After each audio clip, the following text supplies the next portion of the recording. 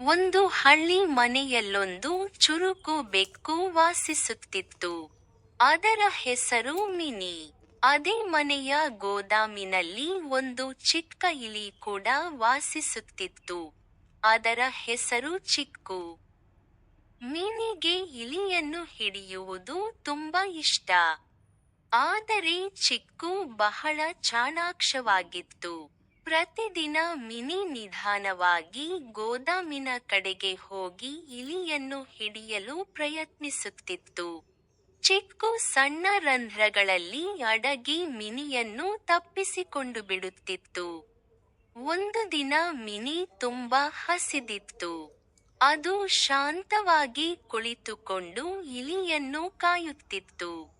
ಚಿಕ್ಕು ಹೊರಗೆ ಬಂದಾಗ ಮಿನಿ ಜಿಗಿಯಲು ಸಿದ್ಧವಾಯಿತು. ಆದರೆ ಅಷ್ಟರಲ್ಲಿ ಒಂದು ದೊಡ್ಡ ಶಬ್ದ ಕೇಳಿಸಿತು. ಮನೆಯ ಮಕ್ಕಳು ಆಟವಾಡುತ್ತಾ ಗೋದಾಮಿನ ಬಾಗಿಲು ತೆರೆದರು. ಆ ಶಬ್ದದಿಂದ ಮಿನಿ ಹೆದರಿತು. ಚಿಕ್ಕು ಕೂಡ ಭಯಪಟ್ಟು ಓಡಿತು. ಆ ದಿನದಿಂದ ಚಿಕ್ಕು ಮಿನಿಗೆ ಒಂದು ಮಾತು ಹೇಳಿತು. ನಾವು ಒಬ್ಬರನ್ನೊಬ್ಬರು ಹಿಡಿಯಲು ಪ್ರಯತ್ನಿಸದೆ ಸ್ನೇಹಿತರಾಗೋಣ. ಮಿನಿ ಯೋಚಿಸಿ ಒಪ್ಪಿತು. ನಂತರ ಇಬ್ಬರೂ ಗೋದಾಮಿನಲ್ಲಿ ಶಾಂತಿಯಾಗಿ ವಾಸಿಸಲು ಆರಂಭಿಸಿದರು.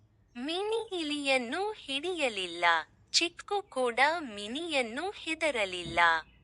ಈ ಕಥೆ ನಮಗೆ ಹೇಳುವುದು ಏನೆಂದರೆ, ಜಗಳಕ್ಕಿಂತ ಸ್ನೇಹ ಉತ್ತಮ.